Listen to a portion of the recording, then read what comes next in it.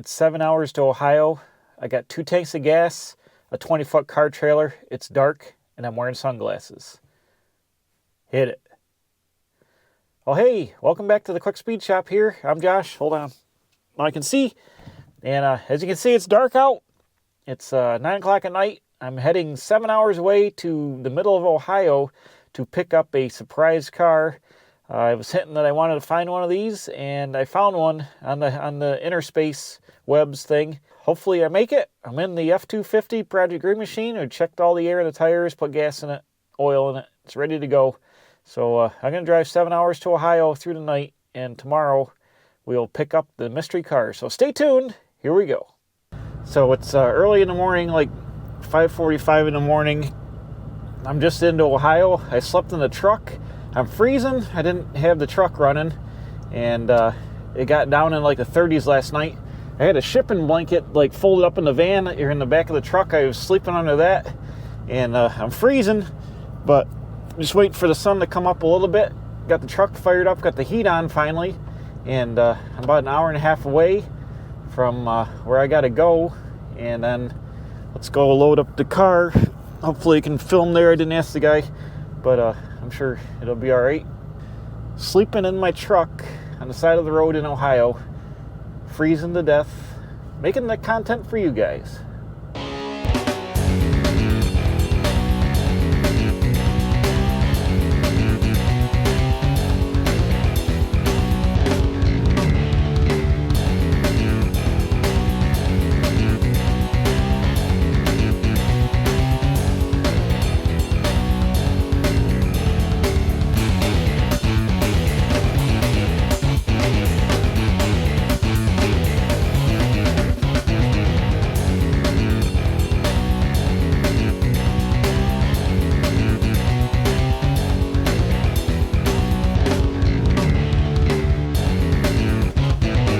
Explain to you what's going on here. This 58 frame came out of the other car I bought, and it just ended up in Ohio, and now I've got it back. But I had to, in order to get it on the car, on the trailer under the car, I cut it off. I'm gonna clip this frame anyways, I think, with my Corvette front clip, but I got the rear rails, and this is gonna slip on the trailer behind the car, and we'll throw this on the front somewhere. This is the car I bought out here. 58 hardtop Savoy.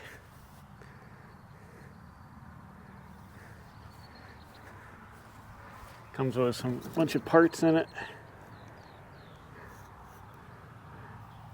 Nice instrument cluster. She's rough to say the least underneath. No floors. Frame's got a spot in it somewhere, but it's a hardtop and it's got parts. I should be able to build 1 or maybe 2 cars out of 2 here. We'll see. I would really like the hardtop, the post car, but we'll see what happens. It's got some rod in it.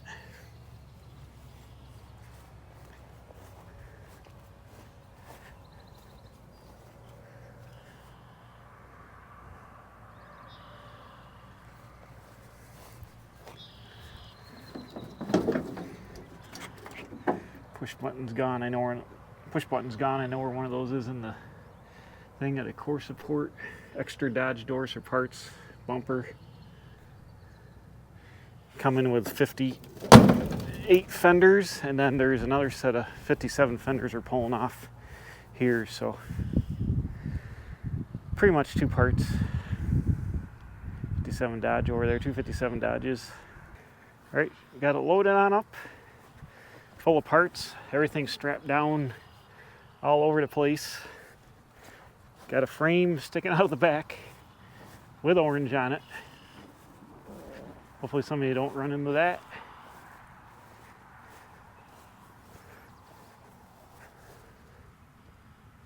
Nice.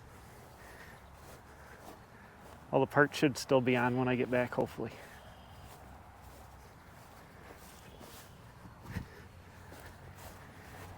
All right, I'm gonna jump in the truck, and if I don't show you the ride back, it'll be because I made it back okay. So here we go.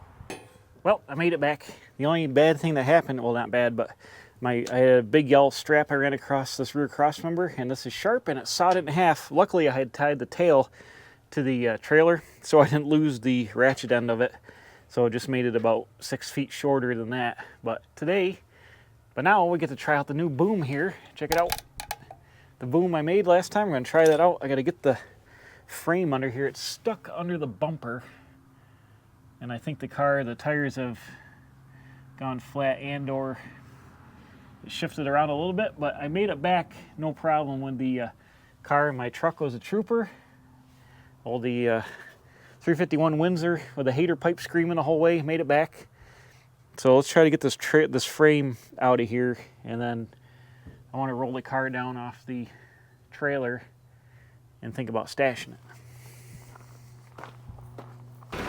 What's the secret to this? I don't know.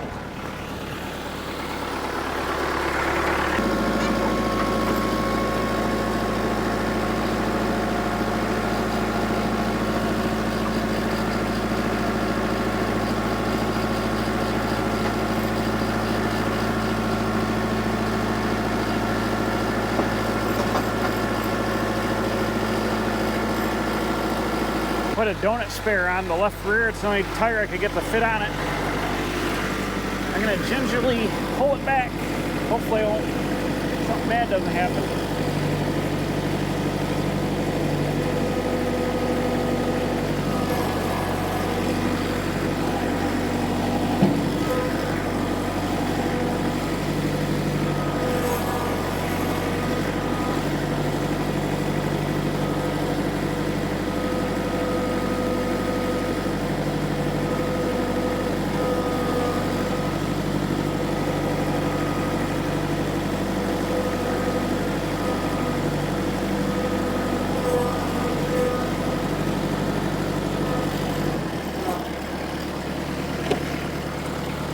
I got the winch on the front here. Oh, we're into my boards.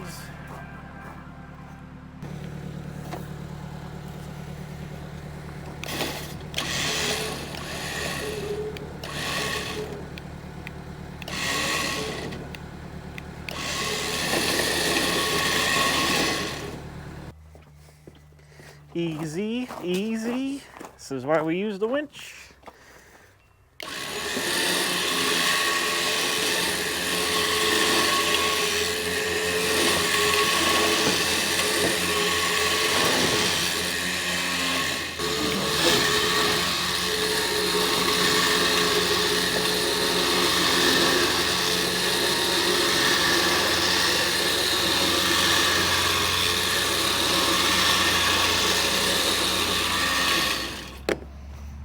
How about that?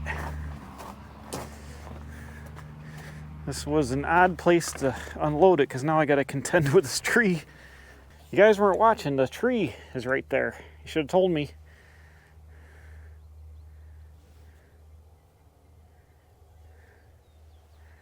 That's all right. It's down. Man, why is it so low? How low can you go?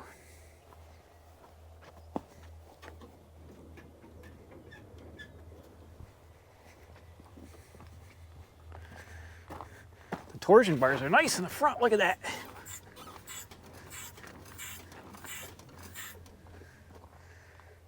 That's nice. Ooh, there's buckets and parts and pieces. It's going to be too dark to do anything with this right now, and I'm just going to get it the rest of the way down off the trailer and stash it around the corner. Tomorrow in the daylight later on, we'll pull all the parts out and see what we got with this thing. See if it was worth it.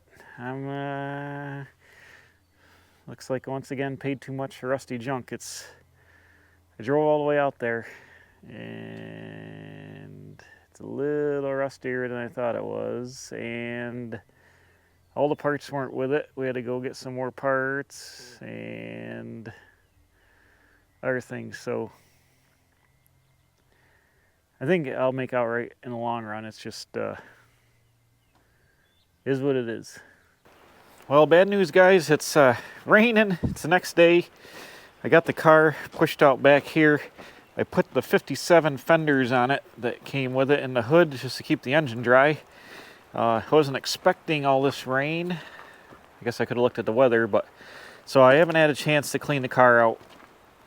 But I'll just give you a peek. Now it's off the trailer. There's Dodge doors in there for extra parts. Here's 58 fenders, a couple of bumpers, trim, hardtop trim, some other stuff there. So we'll do a clean out video of the car once I get the other car. Oh, by the way, did I tell you? I can't remember if I did. I bought a Savoy post, two-door post body. I got to go pick up next week. So there'll be two of these cars sitting here, and I'll figure out what to do. Oh, what's that? John Fogelman, Valley Stream, New York. That's cool.